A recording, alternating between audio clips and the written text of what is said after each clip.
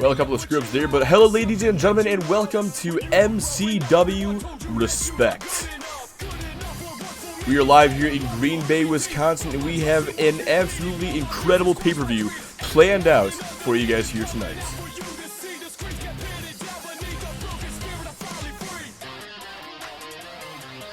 So let's go ahead and get on to, we're going to start things off when Texaco, Strength and Power, and Los Hermanos Rodriguez face off in a triple threat tag team matchup for the UPW tag team titles. And goddamn, dude, there's a whole bunch of stuff in my fucking throat right now. Anyway, after that we got Brian Brutus and Chris Roll facing off one-on-one. Oxley, Duncan Jones, and Tyler Van Diver in a triple threat match for the European title after that.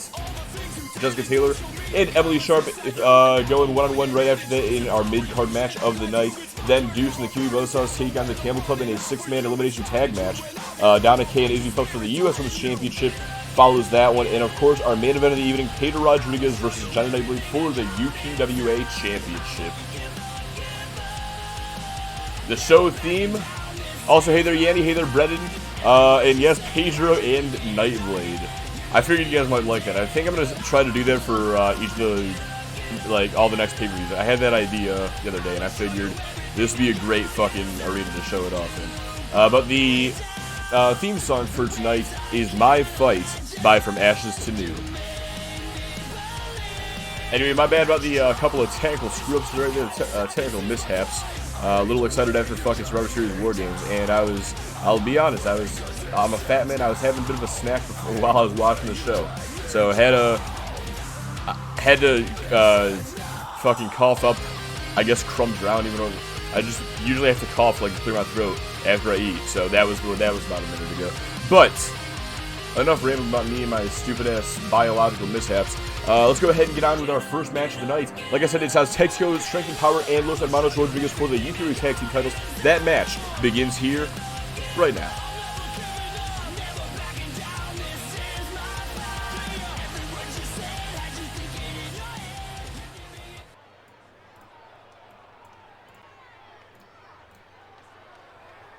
Yo, what's up, Brian? How you doing?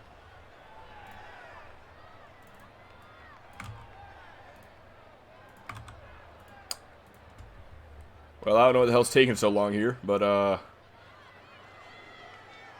I guess the boys in the back are still getting ready after Survivor Series War Games.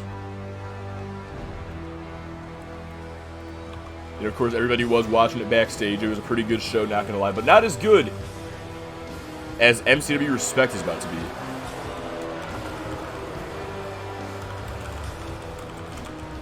The following contest is a triple threat tornado tag team match.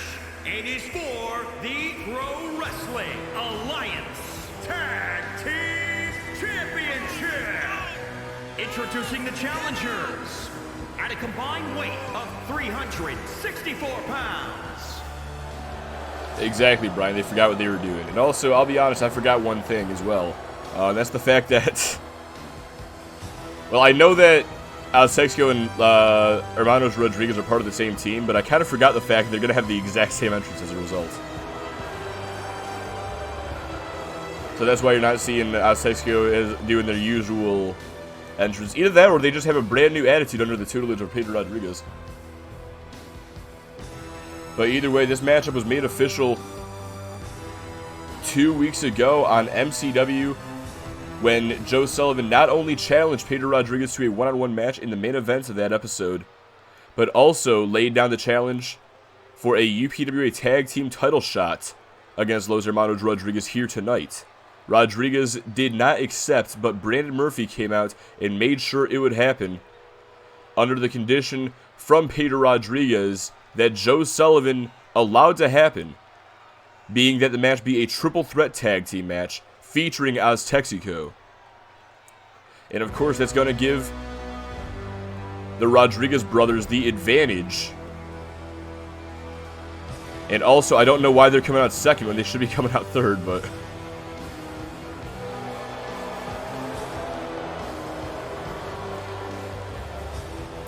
At a combined weight of 373 pounds, they are the Pro Wrestling Alliance Tag Team champions. Lopez started his paint too late, and that was inconvenient considering how Sexio had to come out first. Yeah, sounds about right. Sounds about right. Yeah, he only had like 3 minutes to put his fucking makeup on. His face paint on. After finishing watching the Bloodline win War Games. Spoilers. I probably should have mentioned spoiler alert, but it is what it is. My apologies if you haven't seen the show. That took place like 5 minutes ago, but it is what it is. Anyway, as I was saying, the Rodriguez brothers, the UPW Tag Team Champions, have an advantage in this match in the fact that they have Aztexico in this match as well, effectively giving La Armada a 4 versus 2 advantage against Strength in Power here tonight. But Joe Sullivan, Chris Hunter, they said earlier tonight they wouldn't have it any other way when they won Tag Team Gold for the very first time in the UPWA.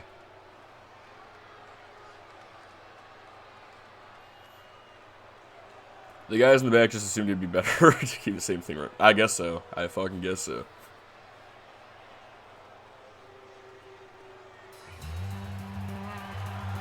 But finally, we're about to get a different entrance. Because finally, we have a non-Armada team entering the match.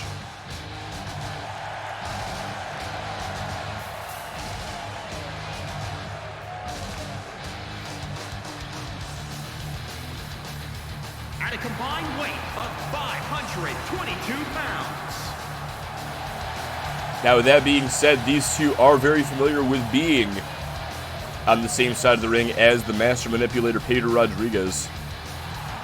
We all know the very documented and storied history of Obliteration that saw its newest chapter start to be written back at Soul Survivor when Pedro Rodriguez turned against the group, turned against Kenny and Johnny Nightblade. And by extension, these two individuals as well.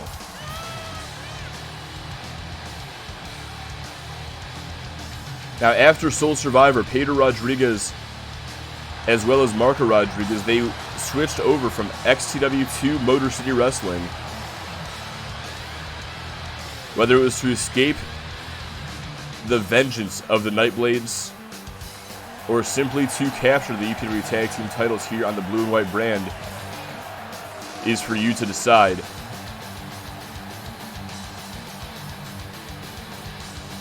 But now that Nightblade has successfully defended that UPW Championship against Riley Anderson back at XTW Relentless last month, he laid down the challenge. He made his way over to MCW, laid down the challenge to Pedro Rodriguez. And Nightblade will have his chance at revenge later on tonight in the main event. But for now, Pedro Rodriguez and Marco Rodriguez have to defend those UPW Tag Team titles, like I said, against Strength and Power. And they've also gotten Aztexico on their side for this one. But as Chris Hunter pointed out earlier tonight, you have to wonder where Aztexico's allegiances are going to lie. Will they go into business for themselves and capture the tag team titles for themselves? We'll have to see what happens as this matchup plays out, but for now the action is total and non-stop. Marco Rodriguez with a forearm to Joe Sullivan, leaps over the top rope and plants him, spikes him rather, with a DDT across the apron. Those two bringing their fight to the outside. Santana Santos to the middle rope here, waiting for Chris Hunter to get back up. Oh, Lopez gets sent into him by Pedro. And we're not seeing so much of an alliance between Aztexico and the Hermanos. Now Lopez off the ropes looking for a DDT, I believe. Rodriguez sidesteps. Meanwhile, Chris Hunter going to work on Santana Santos. In before Aztexico left Pedro pin them. You caught that, huh, Brendan? Oh, Lopez dumped over the top rope and down to the floor by Pedro. Now, Lopez has been acting sort of as a major confidant for Pedro Rodriguez. Sort of the secondary leader of La Armada whenever Pedro is unable to make appearances himself. And you have to wonder if there is any tension or bad blood in the ranks of La Armada del Mexico. Is Lopez going to try to get them out against Rodriguez here tonight? Now Santos, oh my god, what a splash across the back of Chris Hunter as he was getting back up. Sort of like how John Knightley put Riley Anderson away last month at Relentless, but Santos going for the cover off the Spanish Fly, only a 2 count. Almost won the tag team titles right there. And that's the thing as well. The Los Hermanos Rodriguez do not even have to be pinned to lose their tag team titles in this match. Unlike the triple threat tag match they won the championships from. That match was elimination. Tonight is one fall.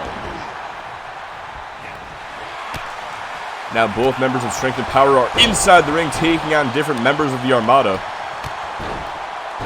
Sullivan, taking a knee to the arm while Chris Hunter just dribbled Santana Santos' head into the canvas there a moment ago. Joe Sullivan going to get out of dodge. Marco Rodriguez chases him to the outside. Frankensteiner from Santana Santos. And now unleashing these punches right into the side of the face there.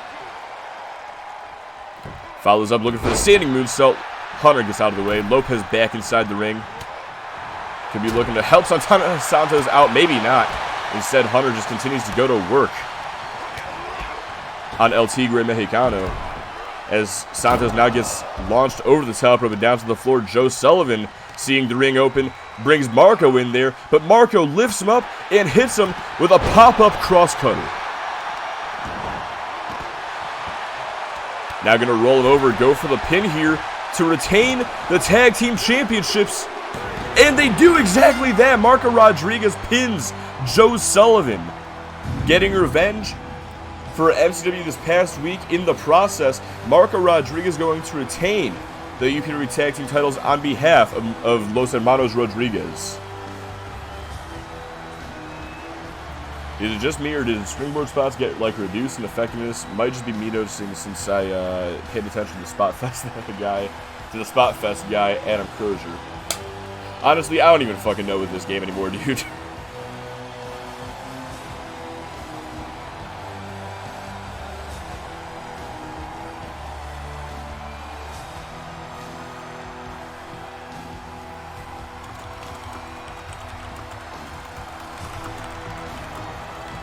Here are your winners and still the Pro Wrestling Alliance Tag Team Champions. Well, just like that, Los Hermanos Rodriguez are still your UPWA Tag Team Champions. Successful first defense for the pair.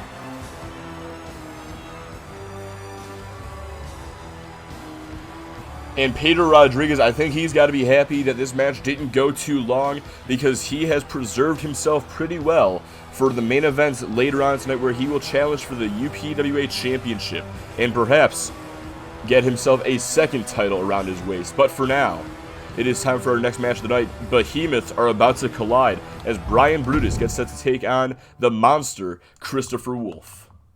And there is a lot of blur right there, isn't there? There we go. Much better.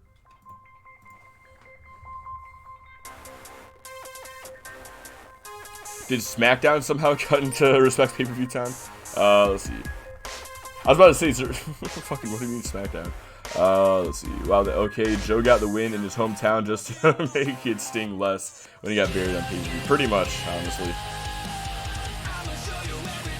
Dude, I'll be honest, I was kind of considering making the match elimination, but I didn't want to see Pedro Rodriguez get another, like, Herculean effort to retain the tag team titles. I'll be honest, for the storyline, I was kind of hoping the Rodriguez brothers would lose the tag titles. And with elimination, I just didn't see Pedro getting fucking pinned after how he fucking survived both Brutal Brian Brutus and Diamond Damian Beaver in that 2-on-1 last month. Alright, but now it's time for our next match of the night, though. We got Brian Brutus and Christopher Wolf set to face off. Speaking of Brian Brutus. So let's go ahead and get on to it.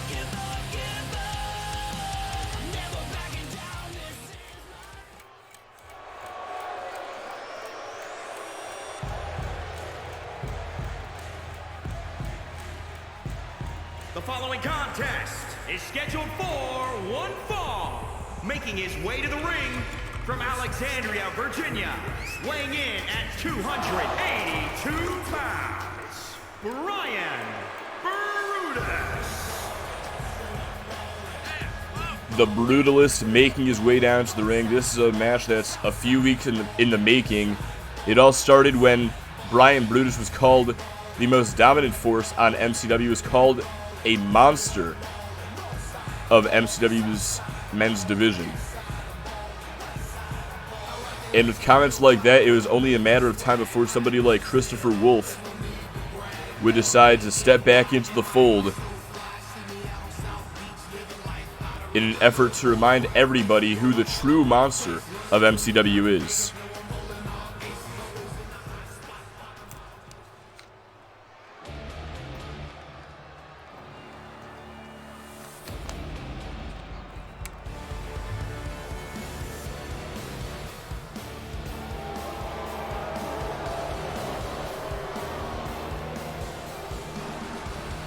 Damian Beaver is out there with him. From every man's nightmare. Weighing in at 358 pounds, Christopher Wolfe. This is literally just Brutus saying, "I'm the monster," and Wolf saying, "Hold my beer." I mean, to be fair, Yanni, it was pretty hard to see Beaver. Like, he was off camera most of the time. I think the only time you could really see him was when Brutus entered the ring, and or even when he was just walking by the ropes.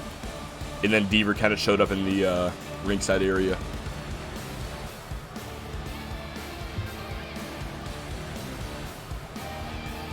Now, it has been quite a while since the last time that we saw Christopher Wolfe on pay-per-view. The last time Wolfe made an appearance on a UPW pay-per-view was all the way back in August of last year.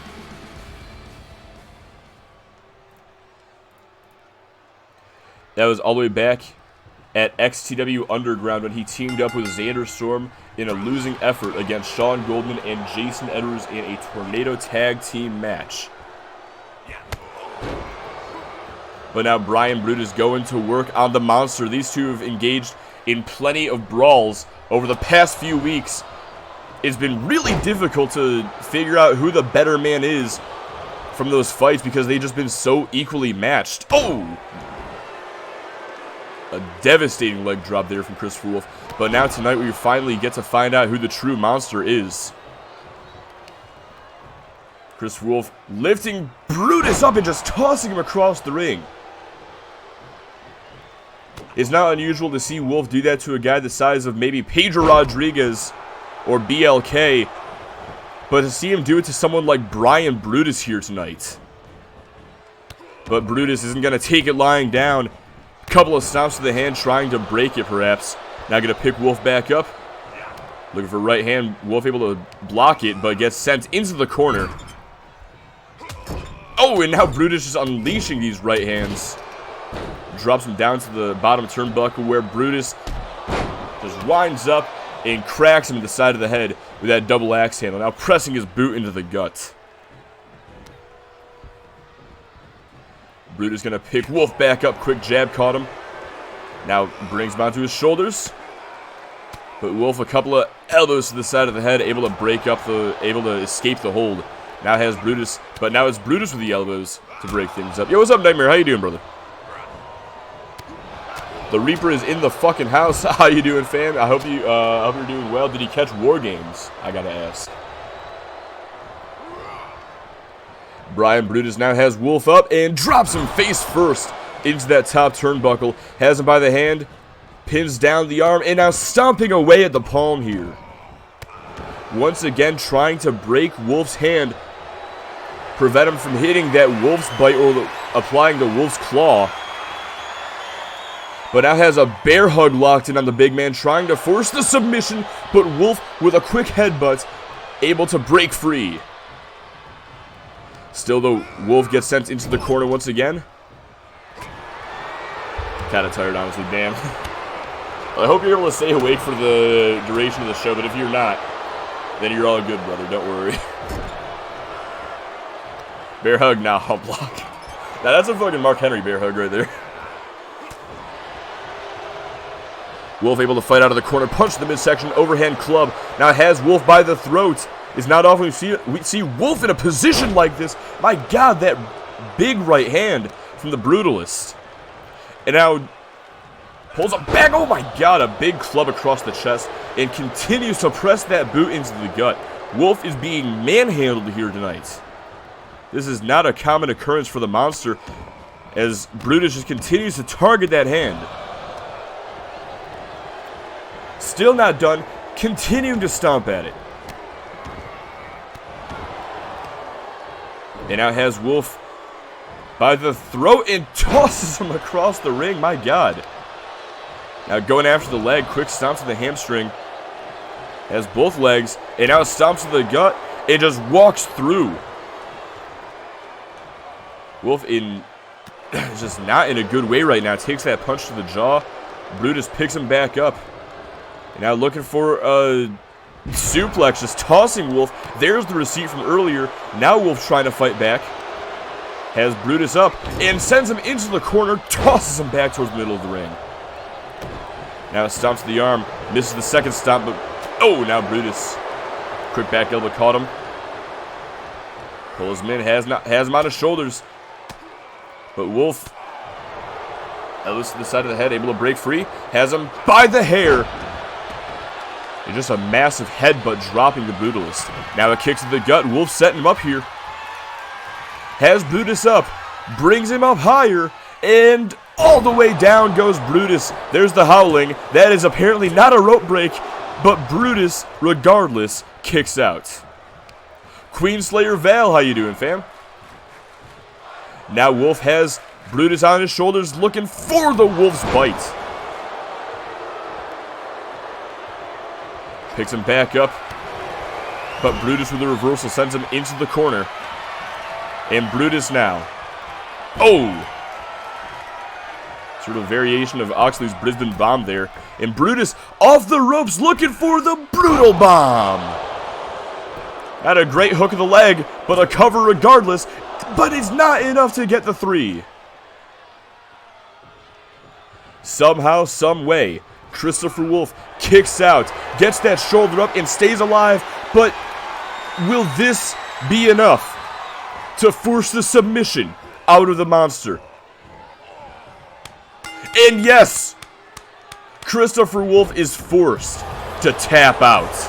And you know, Yenny, I can see what you mean now about the hump lock. From that camera angle, it was much more obvious. What? I fucking hate this game. Holy shit. Didn't this happen once with Straight Edge and he wasn't even in the match? Like, at all? Brian Brutus fucking turning on Damian Deaver. Well, Sammy may not have turned on the Bloodline, but Brian Brutus is gonna turn on Blood Money, apparently. Man, this game's so fucking... This game's great. This game's something else. Alright, let's go ahead and get into our fucking next match already. Coming up next, we have a triple threat match for the European Championship. Oxley, Duncan Jones, and Tyler Van Diver set to square off here in just a moment. Bust him open so I can get me some money. Alright, Brian Brutus is going to get the win there. I'll go ahead and pay you out 3 times for that one, Brendan, because that was a pretty good match, I'm not going to lie. Also, I think that's the first time ever that Brutus has tapped someone out to the bear hug.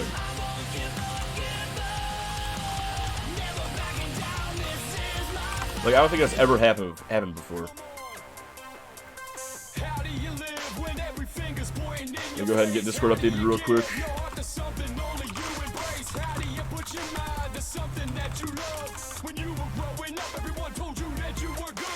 There we go. Let's see.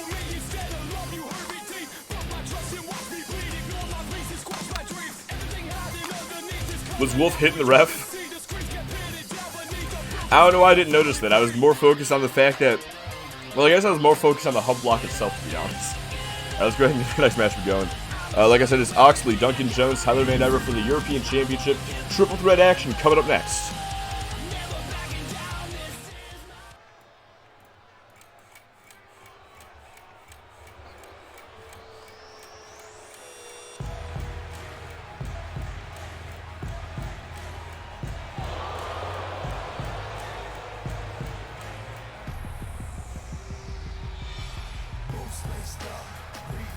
Dude's head was properly getting wobbled around the end there. The following contest is a triple threat match. It is for the European Championship.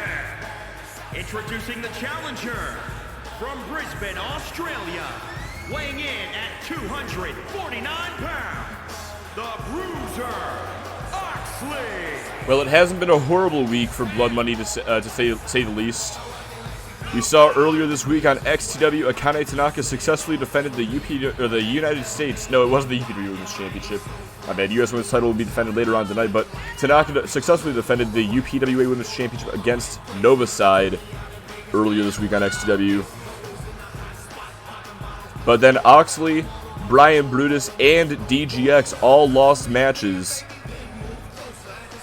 on this past week's episode of MCW.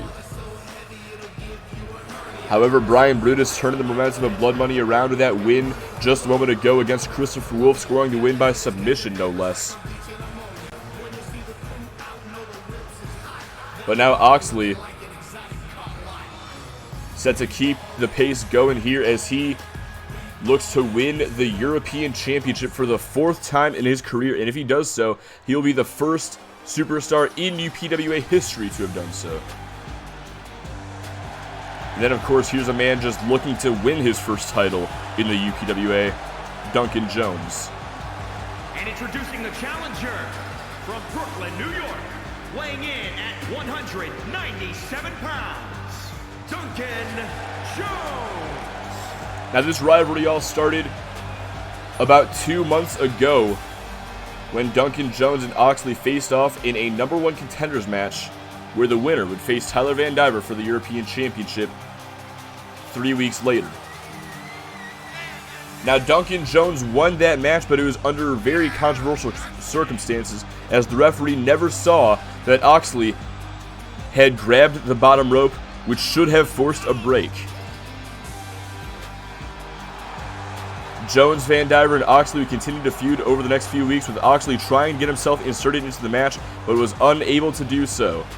Then, during the match itself, Duncan Jones, he put in a good showing against Van Diver, but it wasn't good enough. The Golden Star walked out with the European Championship still around his waist.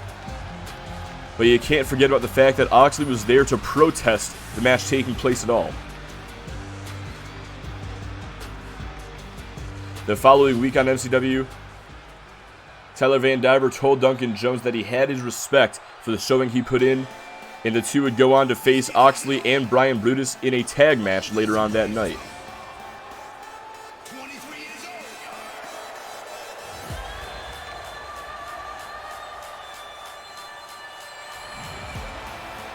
And introducing the champion from Palm Beach, Florida, weighing in at 228 pounds, he is the European Champion, Tyler Van Diver. Now, during the match, DJ and the Golden Star seemed to work well, but at the end of it, when Brian Brutus hit Duncan Jones with that brutalizer and went for the pin, Van Diver did not break it up, just deliberately chose to let Jones get pinned. After the match, Van Diver assaulted Jones and told him that he had no respect.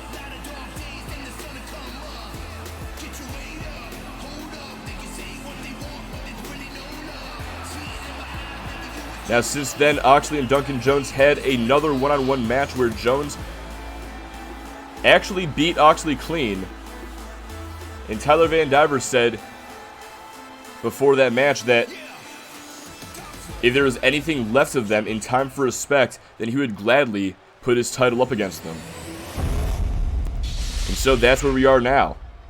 Tyler Van Diver, current European champion, sets to defend that title against not one, but 2 challengers for the first time in his reign. Oxley, Duncan Jones, Tyler Van Diver, triple threat match for the European Championship, and it starts right now. Now, it's also worth mentioning that Tyler Van Diver, he is currently the 3rd longest reigning European champion in history with 105 days to his reign. He is currently 6 days behind the Brisbane Bruiser Oxley's 111-day reign that he set back in 2020. But Tyler Van Diver said that he will walk out of here with the European Championship still around his waist, and he will surpass Oxley's 111-day reign. And then he will go on to surpass Jack Campbell's 147-day reign that he set back in 2019 to become the longest reigning European champion in history. But you have to think Van Diver's looking too far ahead, needs to focus on the task at hand, that being defeating both of his challengers here tonight. Which is going to be much easier said than done, especially when you consider the fact that Van Diver doesn't even need to be pinned to lose the title in this match. Right now, he's taking out one of his challengers temporarily. Oxley looking for the pin with that German suplex, only gets a 1 count. Looking for a left hand. Van Diver fires back, though, kicks to the gut. Now sends him into the corner, no, over the top rope. And, oh, there's a stunner, sends him crashing to the floor.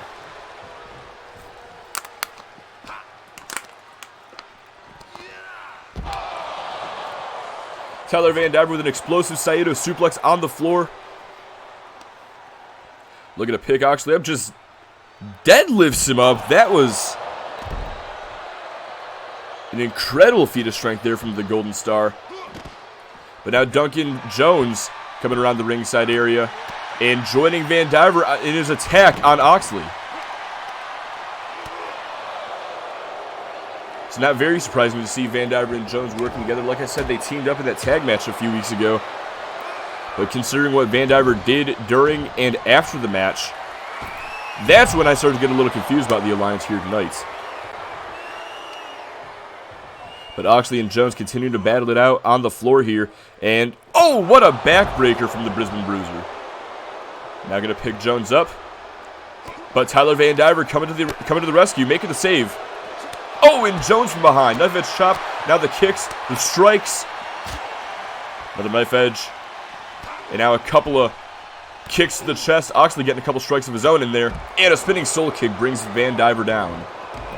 Jones sent into the barricade. Oxley going to get back inside the ring here.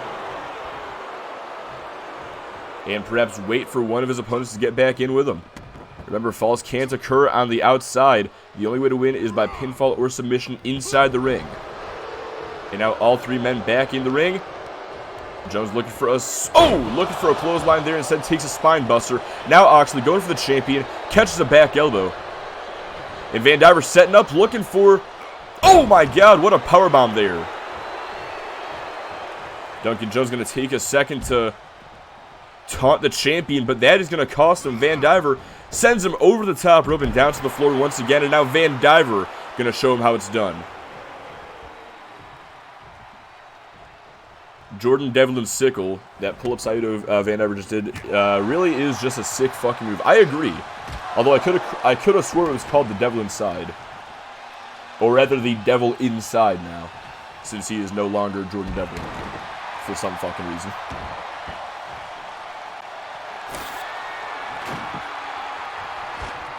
Like, I don't watch NXT UK. Well, I didn't watch NXT UK, I should say. But can someone please explain to me why the fuck he's called JD McDonald's now?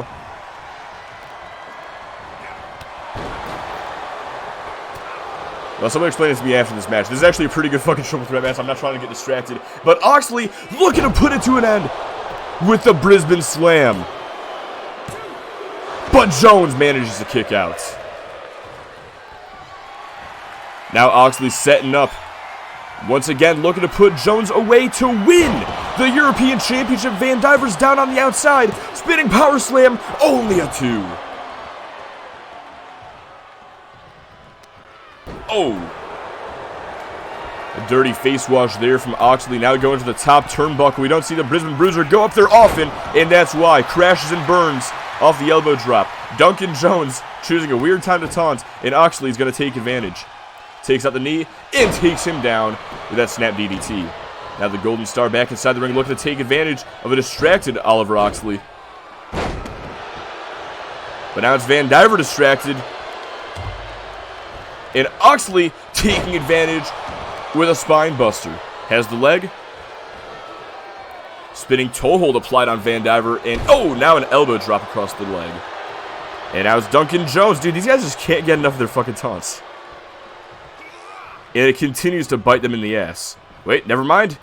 Jones with a reversal. Inverted DDT takes out Oxley. But now from behind, Michinoku driver there from Jones, going for the cover. Oxley right there to break things up. And oh, now Oxley getting a little bit cocky. Jones takes him out with a clothesline. Going back to work on Van Diver, who capitalizes with a backdrop suplex. Kips right back up, follows up with a leg drop. Now Van Diver, he's got Jones up, but Jones with a reversal trips him up with that drop toe hold now from behind. Looking for the Russian leg sweep to follow up. And Jones, hold on a second.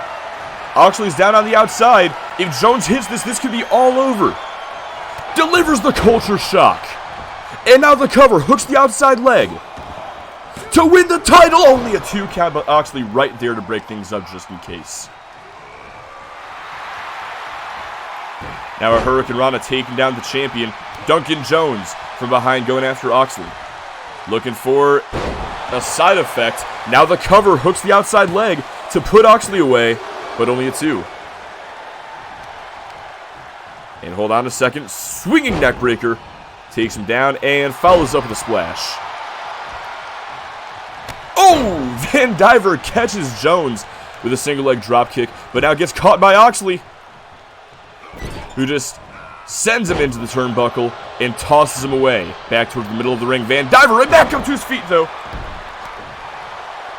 And I'm not even sure what that was. Maybe a shin kick right there. Follows up with a moonsault off the ropes. And Oxley turning it around with the dragon screw. Now going to pick him back up. And Oxley, you can see, has been busted wide open, but that's not going to stop him at all. I think the blood just encourages Oxley more than anything. And Van Diver with a brilliantly executed belly-to-belly suplex, now going to pick Oxley back up. There's the super kick.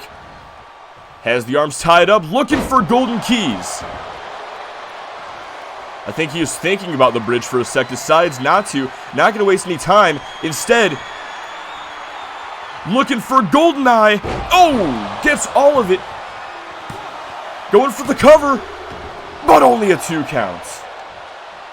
Not really sure what Duncan Jones was thinking there, but he is lucky that Oxley was able to kick out when he did.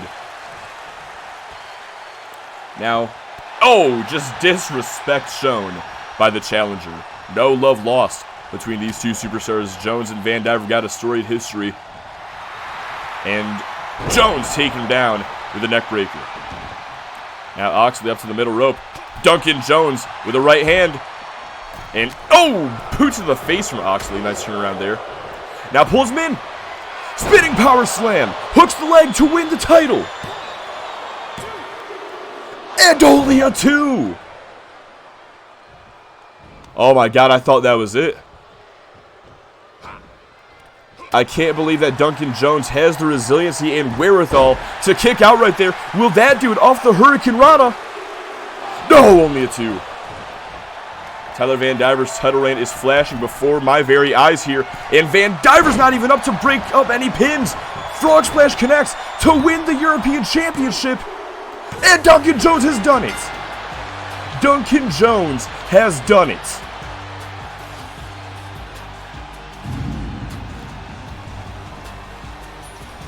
For the first time in his career, while facing a pair of multi-time European champions, Duncan Jones has earned the right to call himself European champion. Here is your winner and new European champion, Duncan Jones. My God, what an incredible triple threat matchup that was. But you have to imagine Tyler Van Diver is not happy knowing that his title reign came to an end when he wasn't even pinned.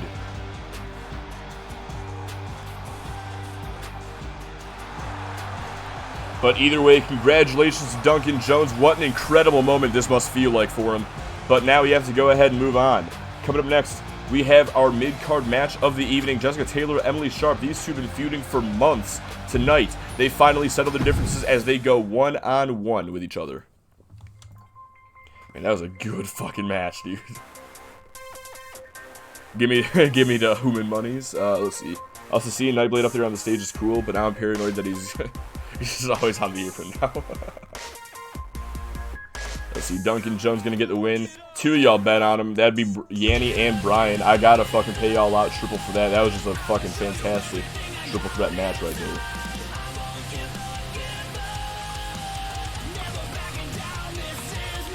Let me get betting ready. Let me go ahead and update Discord real quick. I'll catch up on the chat in a sec. How do you live when every finger's pointing in your face? How do you give your heart to something only you embrace? How do you put your mind to something that you love?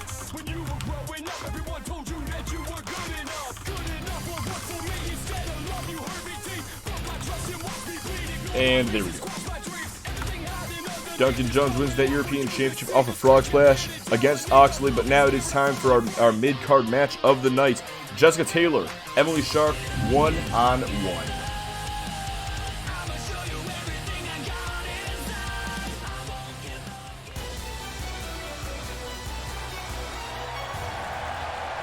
The following contest is scheduled for one fall.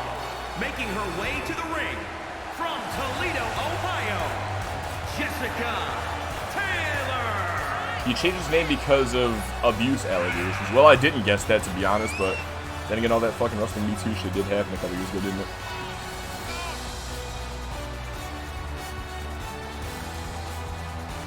Jessica Taylor, she's been trying to get her hands on Emily Sharp for months. Emily Sharp has continued to duck has continued to duck Taylor and avoid any physical confrontation that she can with her. But tonight there will be nowhere to run. And from Vancouver, British Columbia, Emily Sharp. Tonight, Emily Sharp finally goes one-on-one with Jessica Taylor.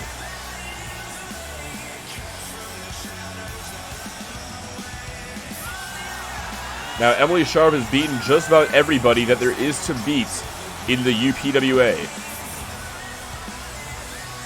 She's defeated Izzy Phelps. She's defeated Roxanne Graves, Donna Kay just in the past few weeks. But she also has wins against the Bakers. She has wins over Selena Dominguez.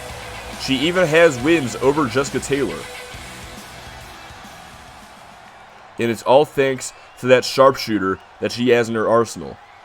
Emily Sharp currently 11-2 so far in 2022. But Jessica Taylor, she has been waiting for this opportunity to finally get her hands on Emily Sharp. She's been, like I said, gunning for her for months. But Sharp has continued to run away and avoid matches with her at all costs. Tonight, the running stops. Tonight, Sharp finally faces her foe head-on. And now looking for the Anaconda Vice, trying to put this away early as she attempts to tap Taylor out. But Taylor rolls onto her side. Oh! Nice reversal there, just woman handling Emily Sharp. Now pulls her in, looking for a fall-away slam, I believe. Sharp reverses into the DDT. Now Sharp going to climb to the top turnbuckle. Setting up, looking for a frog splash.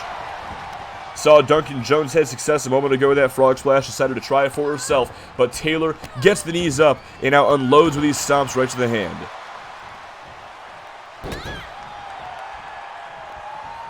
Sharp, though, back up to her feet. Belly to belly, going for the cover. Has that big leg hook, but only gets a 1 count.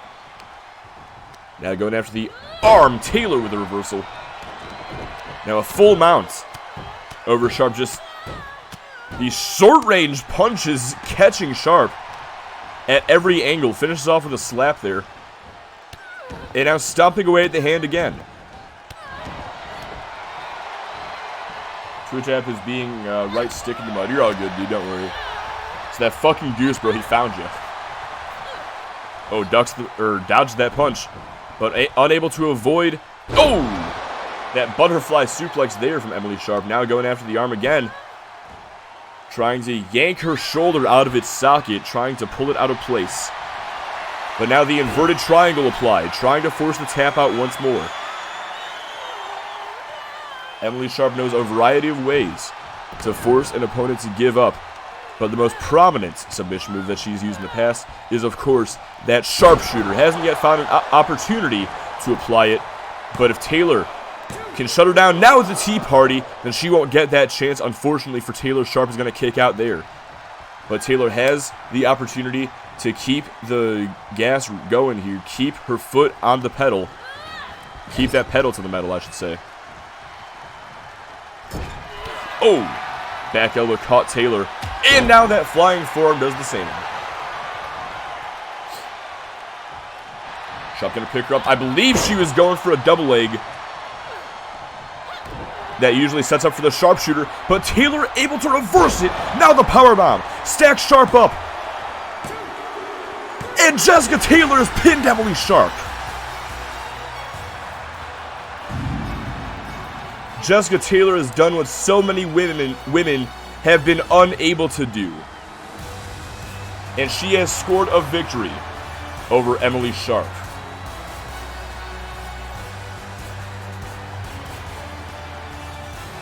And just for the record, of course this is non-canon, just so y'all know. Man, I was not expecting that win. I was not expecting Taylor to go over. I fully expected this to be another Formula match right here. But Taylor did what many couldn't do, and she just simply reversed the sharpshooter. He loves messing with the story, honestly. But speaking of stories, our story is not over yet because we still have 3 more matches to go through, and this next one I feel is going to take quite a while. So buckle in, strap up, let's get ready for some 6-man tag team action. Because coming up next, we have Deuce and the Kiwi Buzzsaws teaming up to take on the entire Campbell Club in a 6-man elimination tag. Survivor Series War Games really did cut into this pay-per-view's time. Either that or this 6-man tag match is going to take a long-ass time, so we need to, need to condense everything else down. Alright, Jessica Taylor going to get the win. Now, I'm paying y'all out 3 for that one, because that's just a very unlikely victory.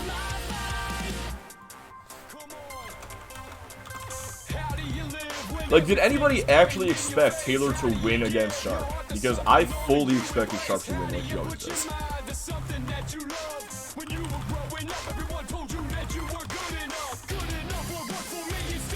Maybe a combination of both. Perhaps. I mean, you voted, but did you vote more out of hope? Or actually thinking that she would have a fucking chance?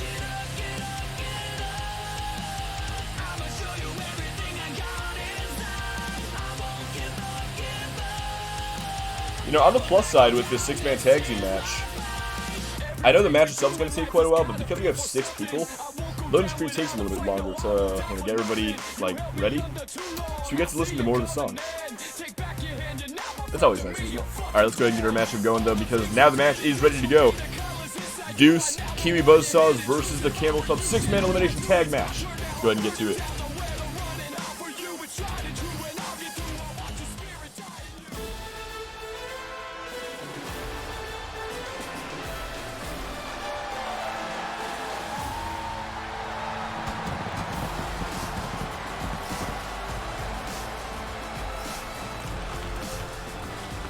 The following contest is a 6-man tag team match. Introducing first, from Blackpool, England, weighing in at 248 pounds, Deuce. Joe Sullivan went on the last show and got fucking deflated in this show, so I guess I have that kind of scientific backing. I guess fair enough. Now, for the past couple of months, Deuce has been trying to destroy the Campbell Club. They've gone back and forth. Deuce himself has gone back and forth with Drew and Cody Campbell. But since this rivalry started with the 3 of them, we've also seen the Kiwi Buzzsaws make their return as well as Jack Campbell, make his return from injury. Now, since the Campbell Club has been at full strength, wins for Deuce and the Kiwis have become sparser and rarer. And 2 weeks ago, we saw Deuce's frustrations take over when he attacked the Kiwi Buzzsaws after their loss to the Campbell Club in tag team action. And at a combined weight of 510 pounds,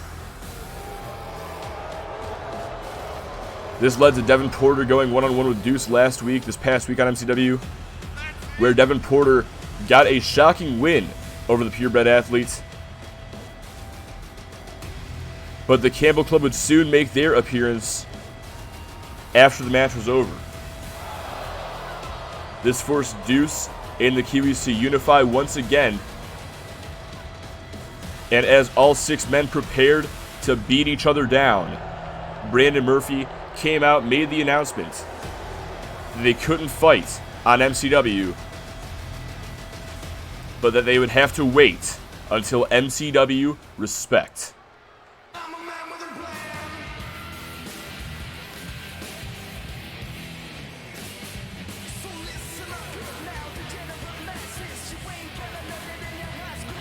and at a combined weight of 606 pounds, the Club!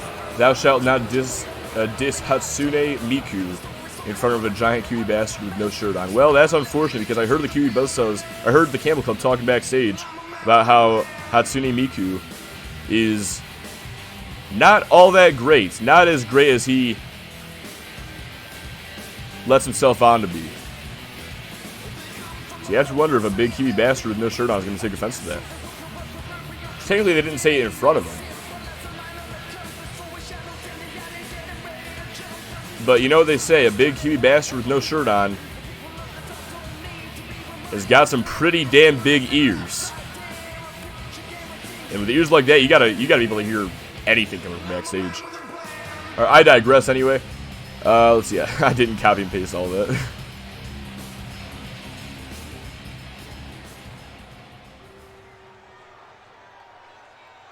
These motherfucking color swap motherfuckers gonna die, those motherfucks. Well, right now you got Deuce and Jack Campbell squaring off to start this matchup off. And this right here, a bit of a throwback to their fight back at Proving Ground, which initially injured Jack Campbell to begin with. That was the match that caused Jack Campbell to have to sit out for several months, recovering at home and getting stronger in the process. Meanwhile, Deuce sent face first into the turnbuckle. Jack Campbell looking to take out Devin Porter as TJ Porter gets tagged in. And now TJ looking to take advantage of the distracted Jack. Oh, Inzagiri just dropped him off his feet. Now going to pick him back up. But Jack Campbell sending TJ across the ringside area. And Jack Campbell continuing to go to work on the biggest man on the opposition's team. It's not a bad strategy per se, but the ideal strategy you have to think is to focus on the legal man, deal with one task at a time. And now Jack going back to work on TJ Porter with that neck breaker, transitions into a butterfly suplex. Now the Kiwis and Deuce got their color schemes together. They are now more coordinated. Fair enough. Actually, that is pretty nice though. Didn't plan for that at all. That just kind of worked out, didn't it? TJ makes that tag back to Deuce, who goes back to work on Jack Campbell. Pulls him in. Oh, what a spine buster there. Jack right back up, though, takes him down with a frog splash. Now goes behind. German suplex to the big man. And Deuce right back up to his feet, but Jack right back on top with a swinging neck breaker. Taking him down, gonna now make a tag out to Drew Campbell.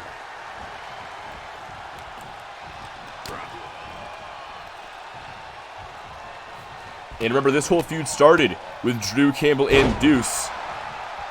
It started after Soul Survivor when Deuce was complaining about how he lost to Johnny Nightblade back at Soul Survivor. as Drew Campbell goes for the cover here to eliminate Deuce. But Drew Campbell told Deuce to stop bitching and moaning because he also lost to Johnny Nightblade at Soul Survivor the following night, or 2 nights later rather, on night 2 of the event. But you didn't see Drew complaining nearly as much. This led to a match between the two that Deuce would win. The following week, Cody Campbell got revenge by picking up the win against Deuce. And this whole rivalry just spiraled from there. But now Cody Campbell legal against Big Devin Porter. Turns him around. And from behind looking for a back suplex.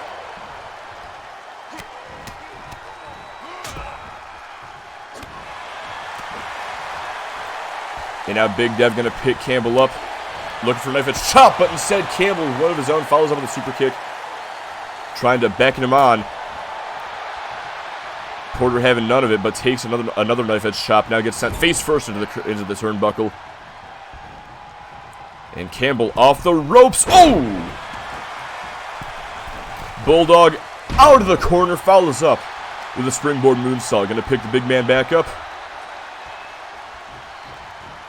And send him face first into the turnbuckle.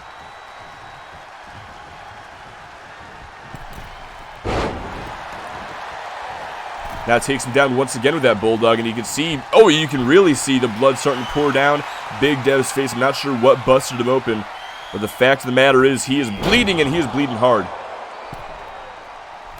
But despite that, we're going to see a rare misstep there from Cody Campbell, but he's still going to maintain control as he sends him back into the corner. Now Monkey flips him out of it. And now Campbell off the middle rope with a crossbody.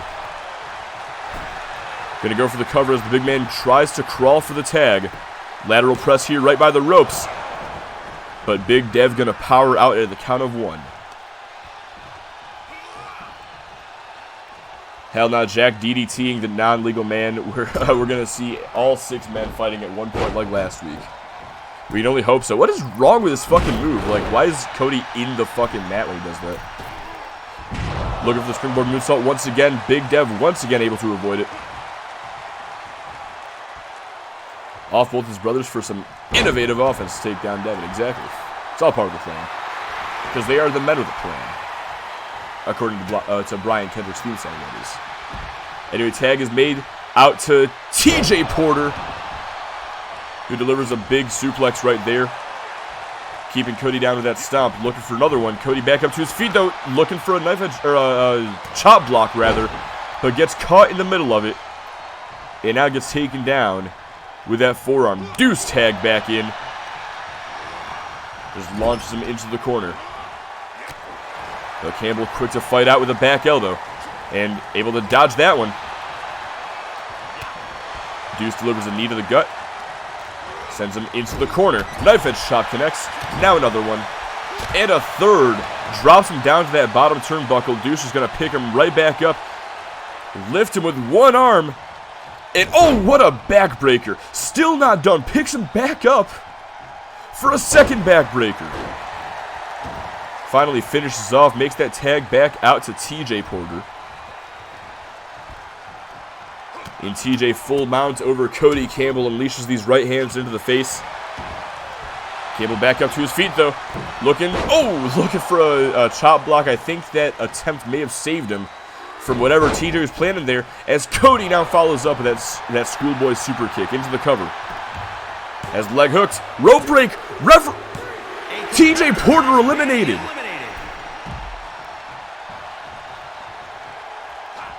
Referee just does not give a fuck about rope breaks this year. And Devin Porter looking to get some revenge here. But only a 2 count. Dude, he has so long to recognize the fucking rope break, too. I don't know why the fuck he didn't. But either way, Cody Campbell scores the elimination of TJ Porter. We are down to a 2-on-3 handicap here.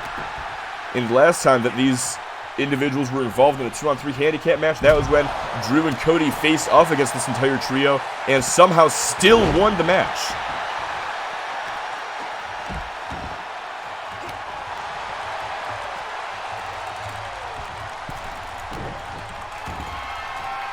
Hold on a second. Cody Set him up, has Big Dev locked in to the Border City stretcher. Trying to force the tap out. And Deuce lets it happen. All right, then. A competitor has been eliminated. Campbell Club says, we're going over, brother. Well, it is now a 1-on-3 handicap match in favor of the Campbell Club. Deuce versus all three Campbells.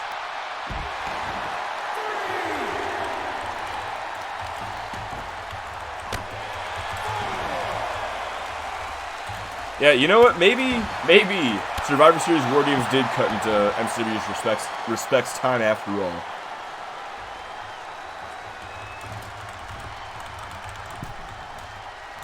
Well, Deuce looking for the countout, maybe. Any elimination he can get.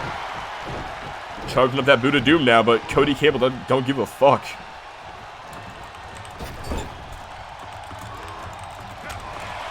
This is not where Deuce wants to be, fighting out of the Campbell's corner. Cody refuses to do the spot as usual. But Deuce gonna make him pay with that DDT. Kick gets caught. Campbell the reversal. The Kiwi Buzzsaws suck under Deuce's control, and maybe they just suck in general, but hot damn do they especially suck with Deuce. Not doing any favors for him, honestly. Boston Knee Party connects. Deuce gonna go for the cover, and at this point, if y'all are familiar with the EPWA, you know what goes on here. Just to make sure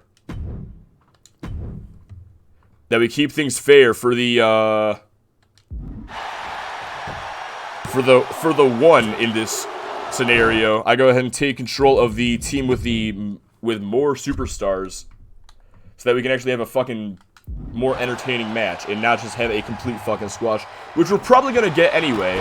But let's hope that it can go the other way, just at least a little bit. Let's hope Deuce can get at least one elimination, maybe. I don't think Deuce wanted to be in a 1v3 either. I wonder if Deuce thought that maybe just the Kiwis had to be eliminated for them to lose. Wasn't thinking about the fact that he would also have to be pinned for the match to end. Front flip DDT from Drew Campbell connects. Gonna roll him over, hook that leg, go for the cover, and maybe end the match here? No, only a 2 count. Reporters have 100% been taking liberties ever since they heard they'd be tagging with an Englishman, considering the histories of the two countries. Are you saying that the Kiwi Buzzsaws just chose to fucking lose on purpose? As Deuce hits another Deuce's Wild there, or maybe for the first time. They go ahead and run it back real quick. Those were the right guys, right? Yeah, just making sure, Hooks the outside leg to eliminate Drew Campbell. But still only a 2 count. Yeah, he is not fucking winning this match. Who knows? Maybe I'll eat my words, but right now it does not look like Deuce is winning this shit.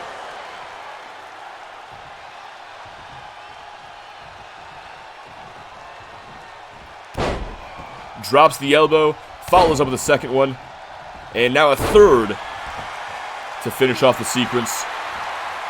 And Deuce could be looking to put Drew Campbell away once again. My God, what a lariat. He was just decapitated Drew Campbell there. But he's not finished yet, unleashing these punches right into the face. Drew is just at the mercy of Deuce right now. But even if Deuce eliminates Drew Campbell, he still has 2 more Campbells to go through before he wins the match. You have to wonder if this is too Herculean of an effort, even for a guy like Deuce, as Drew goes for the cover off the Dragon Suplex, only gets a 2. Now Drew to the top turnbuckle, looking for that frog splash. Deuce gets the knees up. Big right hand, catches him on the back of the head, and now lifts him up, faces the hard cam, and drops him over that rope for a stun gun. Now gonna pick him back up, send him into the corner. And Deuce charges in with a big splash. Now turning him around, setting up for it once again. Deuce is wild.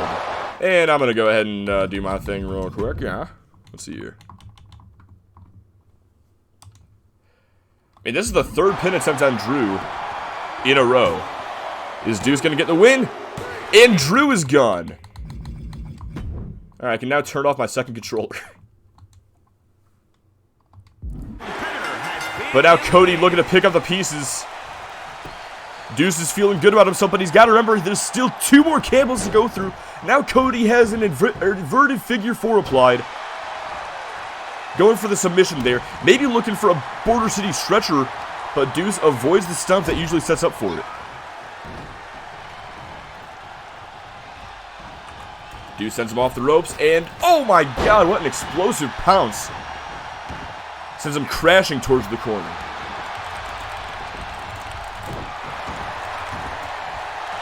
Oh my god, the Campbell kick! From out of nowhere, Cody gonna drag him away from those ropes. Go for the pin. Shoulders are down, leg is hooked. But only a 2. But he's in the center of the ring.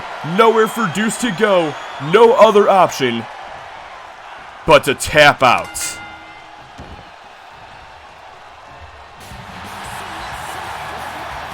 And just like that,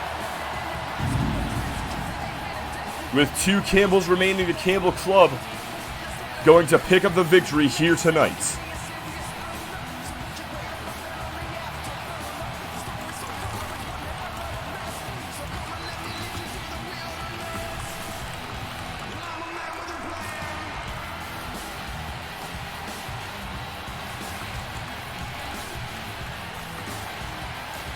Here are your winners, the Club. It wasn't a clean sweep,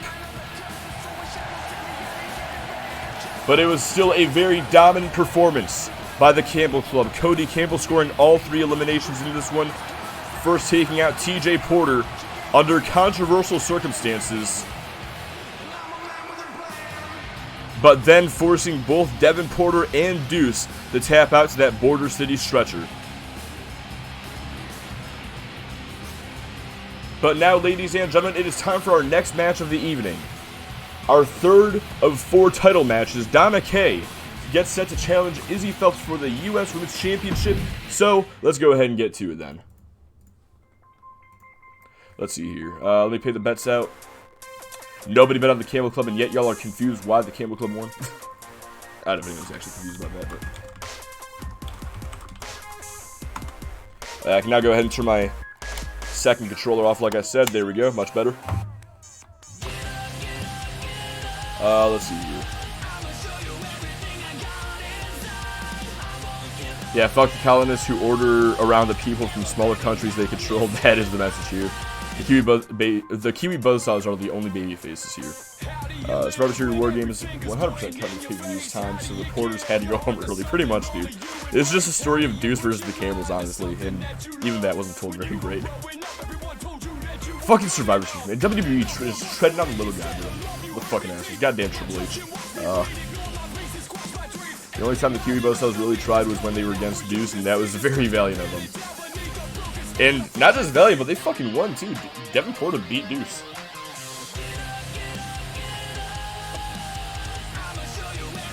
TJ is now adding a new commandment to the Kiwi commandments. It just simply says fuck Deuce, the 11th commandment. Thought you did. Well, that's unfortunate. Alright, let's go ahead and get our next match going. Like I said, it is for the U.S. Women's Championship. Donna Kay and Izzy Phelps, 1-on-1.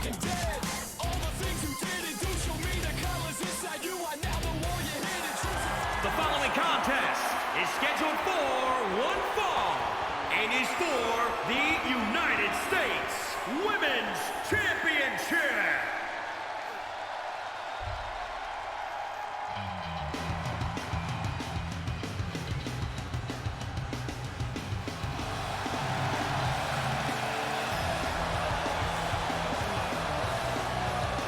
Well, there she is, the rock star Donna Kay.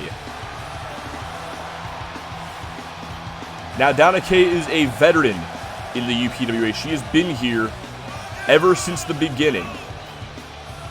Alongside the Bakers and Brittany Foster, Donna Kay is one of the original 4 women of the UPWA. One of the original 4 of the UPW's women's division.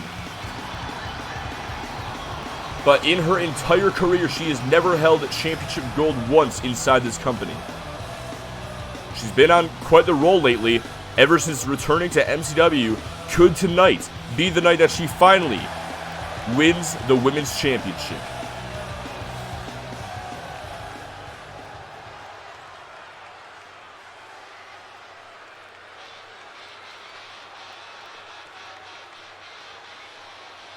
Wait, hold on a second.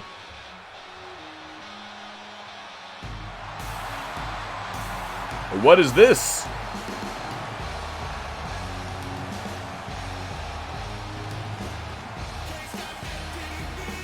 Well, we've seen some new attires here tonight. We saw the Kiwi Buzzsaws with the black and white. We saw Emily Sharp trade in the purple for black. Izzy Phelps, perhaps the most dramatic change.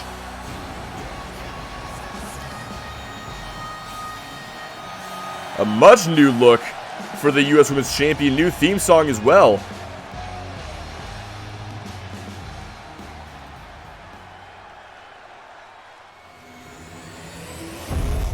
Maybe just rub it in the face of Donna Kay that she's getting a push and the Rockstar ain't. From London, England, the Rockstar, Donna Kay. And introducing the champion from Raleigh, North Carolina, she is the United States Women's Champion, Dizzy.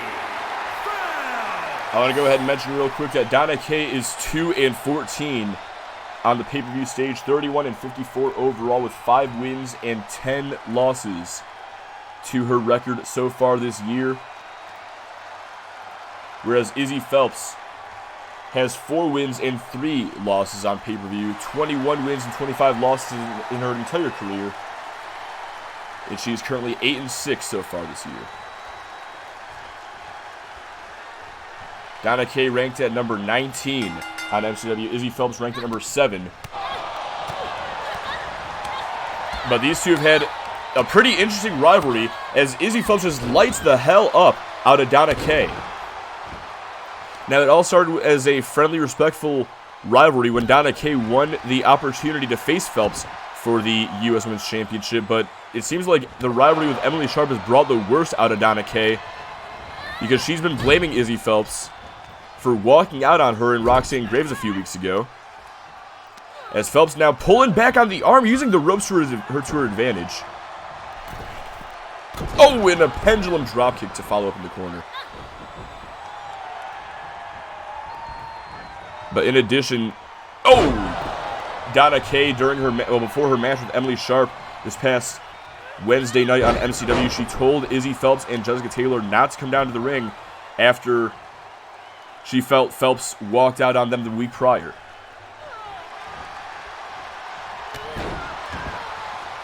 And then after Donna Kay lost the match, after Izzy Phelps and Jessica Taylor helped her against Emily Sharp when Sharp was taking some liberties, she was still not happy with the champion and still believes that she still believes that this is no longer about respect or friendship. She is here to win the title off of Izzy Phelps and nothing else. But thus far, Izzy Phelps has just been in complete control. Donna Kay able to roll out of the way of that splash. And now a half and half suplex takes down the champion. Donna's 2-14, so hopefully she can make her record pie tonight. That'd be fucking awesome, actually. Cross armbar applied, referee completely blocking the shot. But Phelps able to roll out of it, and now these punches to the face to break up the hold. You know, I thought this was a dig at Graves by kind of stealing her color scheme. Now I realize Phelps has just gone Joker mode. Donna Kay with a big forearm in the corner, follows up with a bulldog. Now the cover in the middle of the ring, but only a 2 count.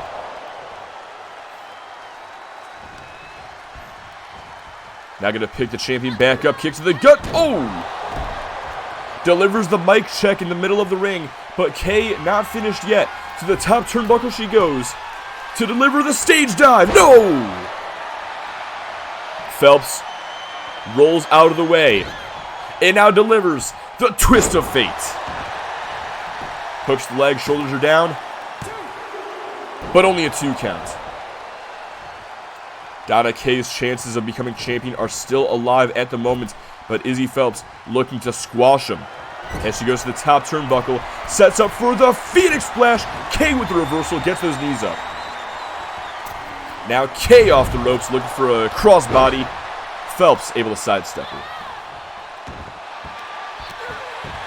Oh, kick across the face, caught Phelps there. And now Kay gonna send her over the top rope and down to the floor. The action spills out to ringside. We live in a society where women with 7 pay-per-view losses for 1 pay-per-view win get a title shot. And I don't think that's very fair, Bad Donna. Holy shit, Donna Kaye kind of has a Batman color scheme right now, too. Oh my god. Oh, kick to the leg. And now sends her into the barricade. Looking to pick her back up, but Phelps with the reversal dragon screw takes down Kay. Now has her by the hand, and a monkey flip sends Kay across the ringside area. Gonna pick her back up. And Phelps getting back inside the ring, perhaps to break up the referee's count here.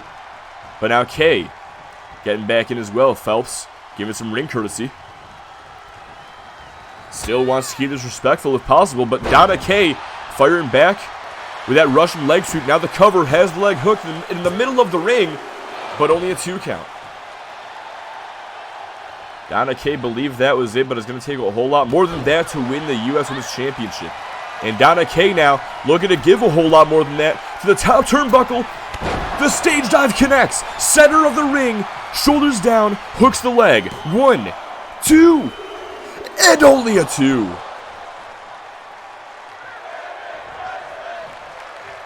I don't know how Phelps kicked out.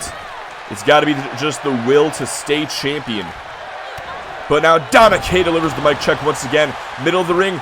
Hooks the leg to win the title. And Donna Kaye is a champion.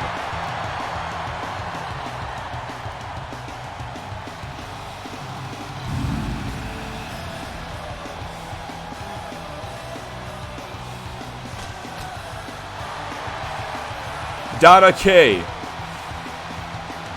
after 3 years, has finally won the big one. And Izzy Phelps and Donna Kaye going to shake hands in a show of respect as Donna Kaye does not receive her United States Women's Championship for some fucking reason. Oh, hold on a second, I can fix that. I can fix that real quick. Let me just casually work my magic real quick, you know. Where the fuck is it? Where the fuck is it? I know it's here somewhere. There we go. Donna Kaye holding up the United States Women's Championship. She is the new champion. Finally, after all this time. I have no goddamn service on my phone. What a shame.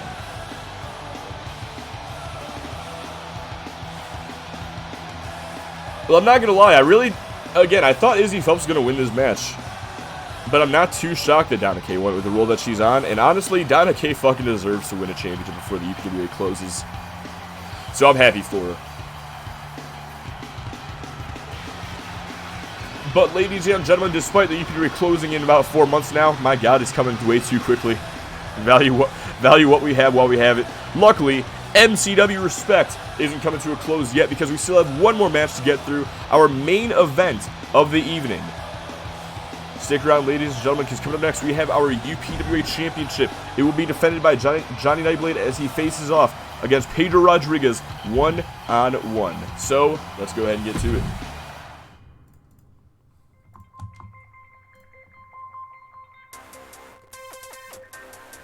Donna Kaye gonna get the win. That was a fucking great match right there. I really thought Phelps was gonna have it, but Donna Kaye fucking got the win. She finally got her title. And good for her.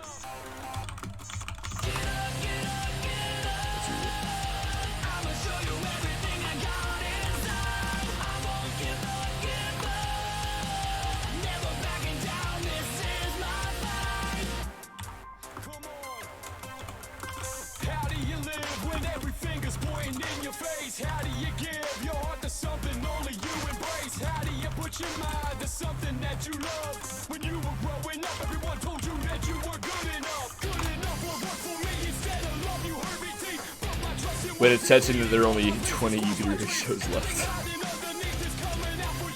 Well, not necessarily. 20 weeks left, sure. But 2 shows a week. That's 40 right there. Plus 4 more pay-per-views, so 44. Plus Wrestling Palace being 2 days, so 45. We still have a way to go at least, but that is going to be a sad day. Luckily, that day is not upon us yet. Although this still could be a sad day if Pedro Rodriguez wins the UPW Championship for a 4th time in his career. Let's go ahead and see if he's got what it takes. But now it is time for our main event of the evening.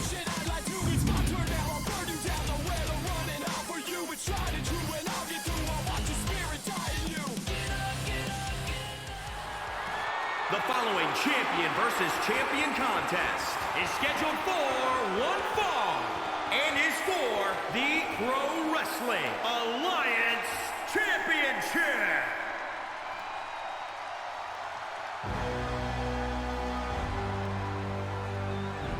Well, yeah, add 1 because I already counted the first day.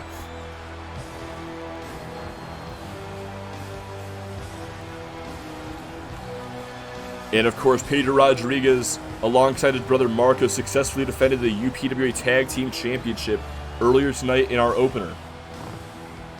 Marco Rodriguez pinning Joe Sullivan to retain the tag team titles. Pedro Rodriguez could go on to add the UPWA Championship around his waist, making him a double champion, I believe, for the first time in his career.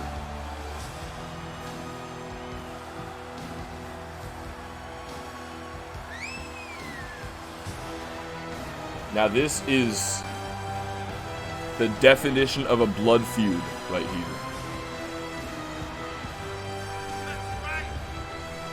For several months leading up to Soul Survivor, there was a lot of dissension in the ranks within Doomsday. A lot of distrust between the Nightblades and Pedro Rodriguez. And that distrust stemmed from Rodriguez's alliance with Aztexico.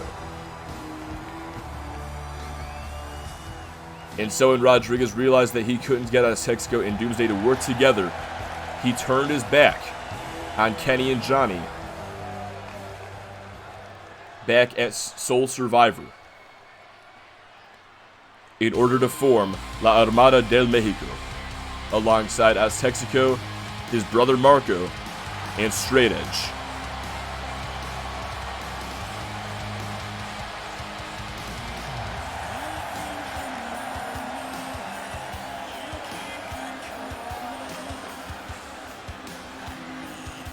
Now, since then, Johnny Nightblade, Kenny Nightblade, Joe Sullivan, and Chris Hunter, they've been trying to avenge what happened back at Soul Survivor.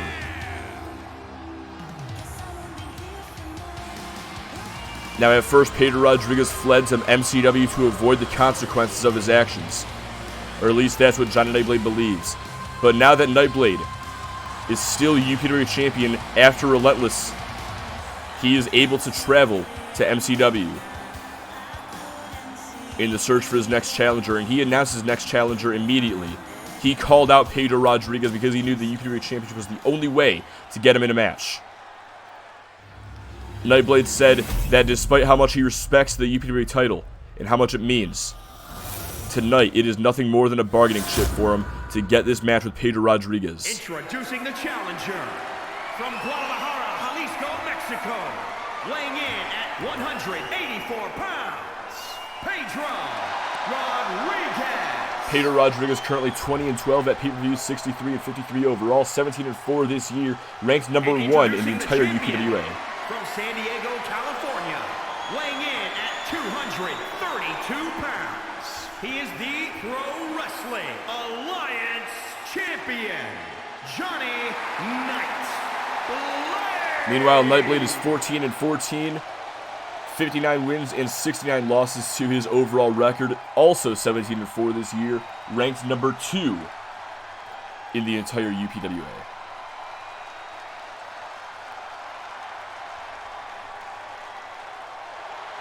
And of course, that's what it's all about for Pedro Rodriguez, that is. Like I said, tonight that title is a bargaining chip for Johnny Nightblade because he wants to get his hands on Pedro Rodriguez. He's been waiting for this shot for 3 months. Tonight, he finally gets a chance to get revenge on Pedro for what he did to him and his brother at Soul Survivor. And right now, Nightblade is just going to town on Rodriguez, unleashing all these strikes, these springboards, looking for a standing shooting star. Rodriguez had it scouted and takes him down with a neck breaker. Now Nightblade, no. Reversal from Nightblade going to the top turnbuckle. Could be looking to put it away early with some standing U Starlight. No calls for Rodriguez to get back up to his feet. Off the top rope, Hurricane Rana takes down the Luchador. And standing shooting star now connects. Follows up with the second one. Got a little overzealous there because now Pedro gets those knees up again. And now a knee. Right to the face. Follows up with a springboard moonsault going for the pin. But only a 1. Now Rodriguez has that wrist. Boots to the midsection. Follows up with a falling forearm across the side of the face. Nightblade charges in. Setting Rodriguez up. Has him on his shoulder. Looking for the neck blader. Now the cover has the outside leg hooked. Are you fucking kidding me? Survivor Series, man. This game is fucking great. Here is your winner, and still Pro Wrestling Alliance Champion, Johnny Nightblade. Alright, we'll see. We'll see at Sandstorm when this rivalry continues, I guess. Well,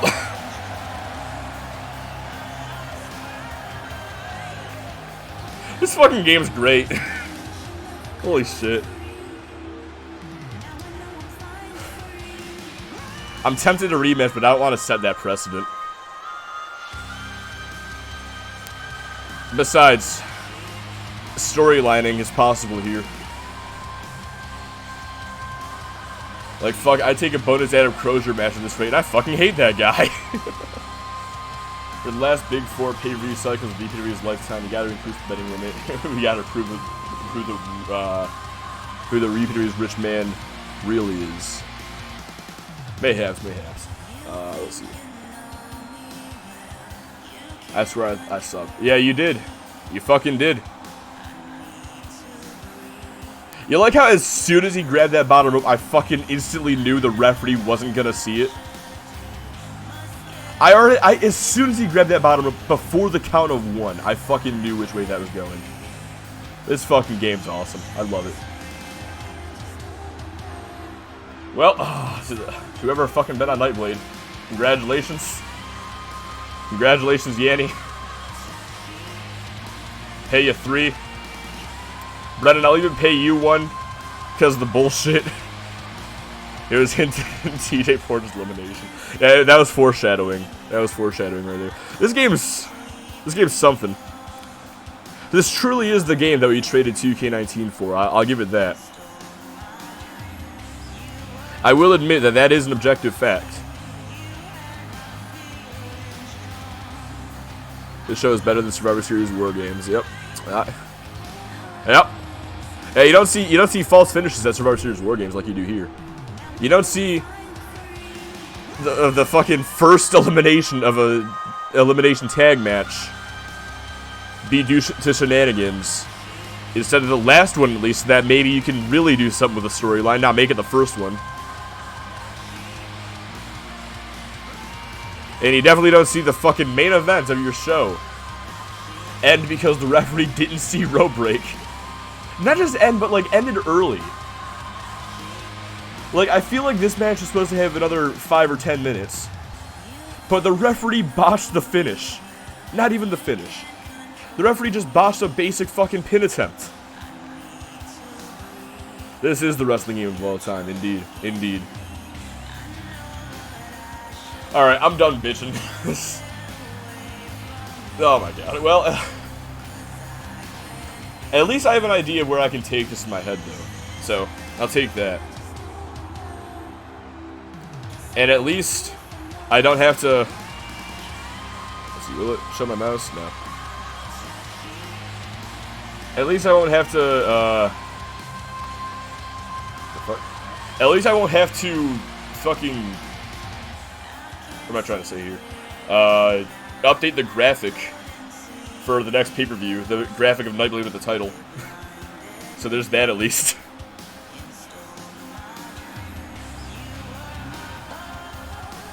And you don't see the women's wrestlers somehow accidentally coordinate a Batman, Joker, and Robin characters cosplay. That is a fair point. Only in the UPWA. This is such good shit. Anyway. Alright. That's enough for me, though. I'm going to go ahead and get out of here. Thanks, everybody, for tuning in. Thank you, Yanni. Thank you, Brennan. Thank you, Brian. All y'all for tuning in. Thank you, Nightmare, for fucking stopping by for a second. And thank you, anybody who may be watching the VOD. Anybody who may have been lurking. Thank you all. This is a fucking... I mean, this is definitely a 2K22 pay-per-view, without a doubt. But it was still a fun time to have you guys here. Nice come down after Survivor Series War Games for sure. So with that, make sure to tune in to XTW this Tuesday night at 11 p.m. Eastern Standard Time. Make sure to tune in to MCW this Thursday night at 11 p.m. Eastern Standard Time to catch the fallout from MCW Respekt. And maybe, just maybe if you're lucky, maybe if the stars align, we can do some fucking GM mode finally, because I've been wanting to get back to that already. But until next time, this was MCW Respekt live from Green Bay, Wisconsin. From Green Bay, Wisconsin! And this is your boy, Doug the Dog 6. I am signing off. Have a wonderful night, everybody. Good luck trying to get to sleep. Hope you guys' beds are fluffy and your pillows are also fluffy, I guess. Don't know where I was going with that. Have a happy Sunday as well. I'll catch you guys next time. Have a good night, everybody.